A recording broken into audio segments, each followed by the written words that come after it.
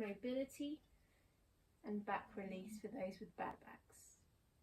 The first thing to do is we want to mobilise the back in either a lying position or on all fours, just so that you're not putting too much pressure in the spine. So taking a breath in as you breathe out, just slide your bottom back towards your heels and see if you can come into child's pose, which is a really nice way of just stretching along your lower back. Now for me, when I had back issues, this was quite uncomfortable, so you might need to just be up here a little bit and then just shift back for temporarily, and then shift your weight forwards and then breathe back. You're just gently easing yourself into your spinal mobility. We're aiming to allow the butt to sink down to the hips and let the arms relax and the head relax down to the floor completely. So you're creating complete release through your spine. Breathing in to lift and then breathing out to shift back. And you can spend as long as you want in this position to ease. From this position, we're going to play with lengthening just across the lower back a little bit more. So we're just going to start by walking the hands out to the side and just letting your body sink down. If you can, let your head rest down. You should get a nice stretch along the side of your armpit, shoulder, but also the side of your back. Walk your hands back into the center, allow your back to reset, and then walk your hands diagonally out to the other side.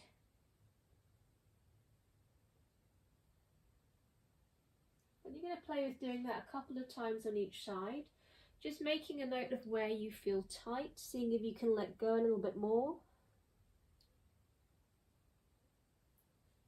And remembering to use your breath. So if you feel very tight and tense with fear, the chances of your muscles kind of unlocking is going to be quite remote. So if you can just allow yourself to soften a little bit, letting go of the fear of pain, just seeing where your muscles go. Good, coming back into the center, reset, lift up. From there, we're going to play with just tucking the tailbone back down towards the heels. But this time, it's a very small move. I want you to draw your belly muscles in and pull your tailbone down towards your heels. So you exhale, and then inhale, release. It's a very small movement. I don't know if you can see it moving much on me. As I exhale, draw my tailbone down. It's a little arch in my back. And then as I inhale, I let the tailbone lengthen and stretch. Exhale. Do this as much as this feels comfortable for you. So again, when I originally had back issues, this was a little bit uncomfortable, so I started with very small movements. But use your exhalation and pulling in your belly muscles to pull the pelvis, the pubic bone forward, so you feel that stretch down there. Do a few of those until you feel comfortable to move on to our next move. From there, we're going to come into cat and cow, as known in Pilates and yoga. So you're going to breathe in, lift your collarbones and spread them wide, tip the tailbone up to the ceiling. And as you breathe out, tuck the tailbone under, and then roll your breath all the way down, from tailbone right down to the head. So you're creating space through your shoulders and upper back. Breathing in, lifting the eye gaze, collarbones lift, flow the movement down the back so the tailbone comes down. And then tucking the tailbone under, dropping the head down, pulling the belly button in to support your lower back. Now, depending on how your back feels, you might need to keep this really small. So if your back is feeling tight, you might find one way, like this feels more comfortable, and this might feel a little bit more sore. So just go with finding the mobility and where you can take the movement into your back without finding that the pain is too much or the tension is too much, which will then make you contract your muscles again. You just want to use your breath and just take yourself just to the edge and start to let that mobilize a little bit more. Play with doing a few more of those, and then we're just going to reset. Bring the weight into your shoulders, and you have a little tail wag. You're just shifting the hips from side to side. Now, sometimes if you're very tight in your lower back, you might need to add a little bit of a sway in your upper body as well. So it's going to allow you to create that little sideways momentum, but at the same time you're not locking it into keeping all the movement in this back joint here. So if you are pretty sore, you might just want to keep it as a little sway, and that way you're getting a little bit of movement from side to side, but it's nothing too crazy. If you feel comfortable, you can keep your hands still, your shoulders still, your belly drawn in, and just wag your tail like a dog. Once you start to get a bit more comfortable with that, your advanced option is then to start to turn your head and look towards your tail. So it's like a little crunch to the side and then reset back to the middle and crunch to the other side. But if at the moment, if moving side to side is uncomfortable, you're just going to stay with keeping the body moving from side to side. And then sit your butt back to the heels. And we're going to combine a little bit of a roll now to kind of get the back really nice and mobile. So you're going to inhale, lift the chest up, pull the collarbones back. So you exhale, tuck the tailbone under, and then just roll yourself back to your heels. Let yourself go completely. And then breathing in, lifting up through the chest. Breathing out.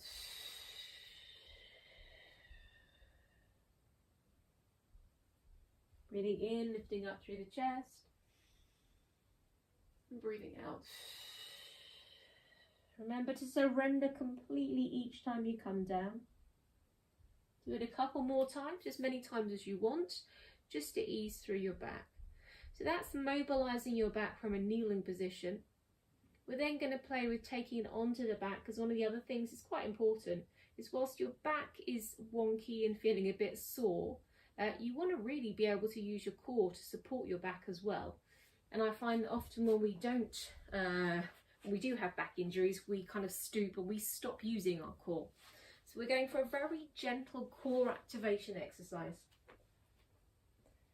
So bringing your back down to the floor, feet are on the floor, palms up, shoulder blades back and down.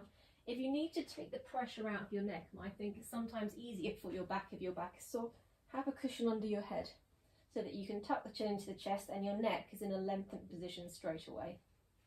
You're going to breathe in into your ribcage, and so you breathe out. When you just draw your belly button inwards, so you're pulling the belly button gently down towards the back. You're going to feel the pelvic floor engage here, and you're also going to feel the TA, the muscles across your hip, pull up. This is going to shorten, which is then going to hold your back closer to the floor. You're going to take a breath in, holding that shortened feeling across the front of the belly, and as you breathe out, just pick up one toe. Breathe in to land it, and then breathe out, pick up the other. So as you exhale through your mouth, you're thinking about drawing the belly muscles in towards the spine, so you're keeping the back stable on the floor without having to engage any back stabilization muscles. It's all about using here to support here.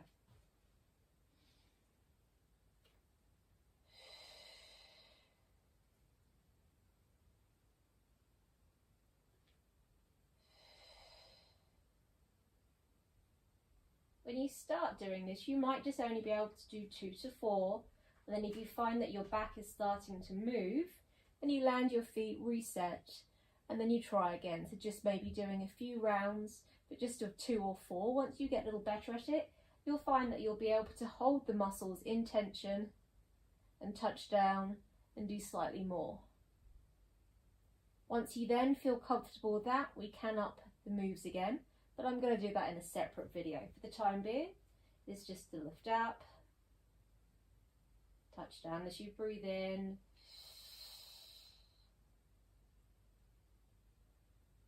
From there, we're just going to hug the knees into the belly.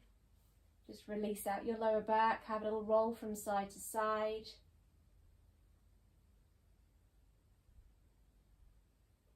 And seeing if you can massage out the back from side to side, breathing into both sides.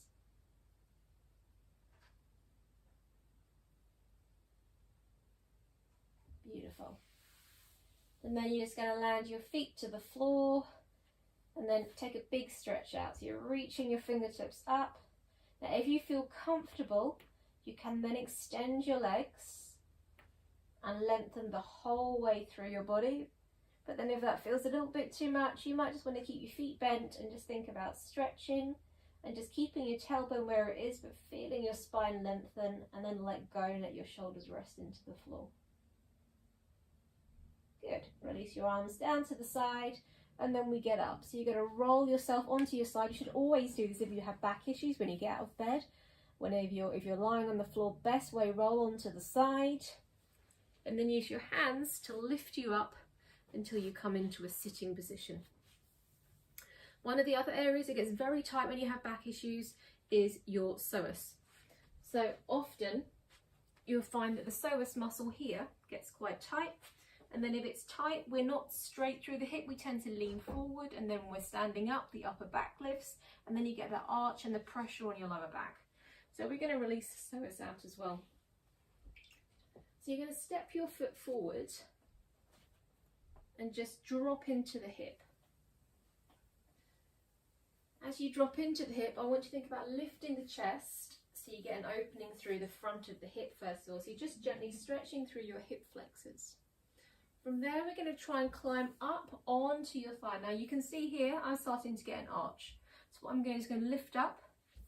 So my head is over my hips. I'm going to squeeze my thighs together because my hip is lifted. So you want to square the hips. And then I'm just going to tuck the pelvis under so you feel a nice stretch up the front of the hip line. Opposite arm to front leg lifts up. And you use this hand on the hip that has a tendency to lift to just hold it down.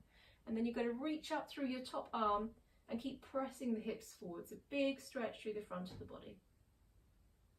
And then you just release out, come back a little bit, shift back if you want to. You can even take this back into a hamstring stretch. But again, if you find that your pelvis is twisting, just squeeze your thighs together and this will draw it back. And let's try the other side. So the other foot comes forward. You sink into the hips. You're allowing this area to open first of all. And then you get a cat in the camera. Django, move. And from there, you're just going to climb up. See where your back is and just lift up a little bit. From there, tuck the pelvis under, squeeze your thighs so you can feel that stretch. It might feel very different on this side compared to the other. Opposite arm to front leg lifts up. Other hand holds the hip in place. And then reach. So we're not reaching over, we're just reaching up, creating space right up the side of your body.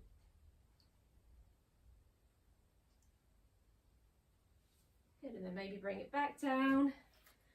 Take it into a little hamstring stretch. If you find it hard to reach the floor, books, cushions or anything under your hands, but you want to avoid being here. Even if you want to keep your hands on your hips, that might help you a little bit better. Good, and then just to release out again, we're just going to sit back into your child's pose, drop your head. This time, if you want to go for total release of your back, try taking your knees a little bit wider, sitting your butt back to your heels, letting your head rest down, bending the elbows slightly so the chest sinks down. And if it feels nice, you can just have a little move from side to side through your hips.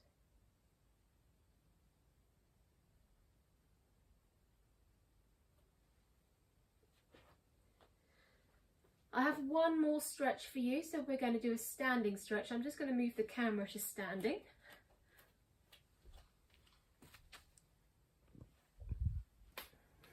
There we go. And this time, we're going to stretch up the side of the body. So you're going to take your right foot behind your left leg, and then you're going to reach your right arm up. Push your right foot into the floor so you're feeling a length down the side of the leg, and then reach the right arm up. And it's just a little side stretch. Now to support your back, you're going to have your hand on your hip so that you feel that you're not hanging off the back. You can literally just lift and lengthen. Take a big stretch, feel the side of your body release, and then we try the other side. So for me, I can have my feet quite close together and balance, but if you need to take your feet a little bit further apart, you can do. So your front foot is in front of your back foot. You can lift up, push your left foot into the floor, reach your left arm up, and then just stretch over.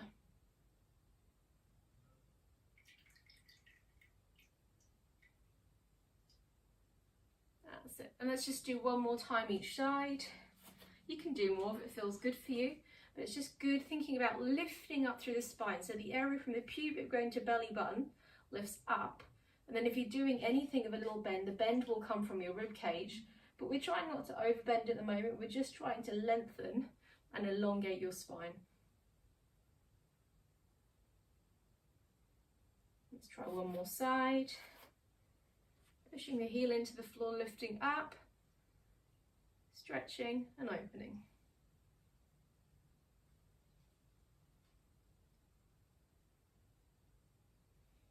Good. So there's your stretch sequence to do a couple of times a day if you can, just to start with. The abdominal work, you don't have to do that twice a day, but at least try and do it daily, just to keep firing up. But the kind of just mobilizing up and down through your back, I would definitely say do it a couple of times a day, just to keep getting you mobile, especially if you spend any time sitting, or if you're doing standing in one position for a long time, you're going to load your back again. So anywhere where you feel your back is being loaded, like sitting and standing, do those stretches to give yourself a little bit of space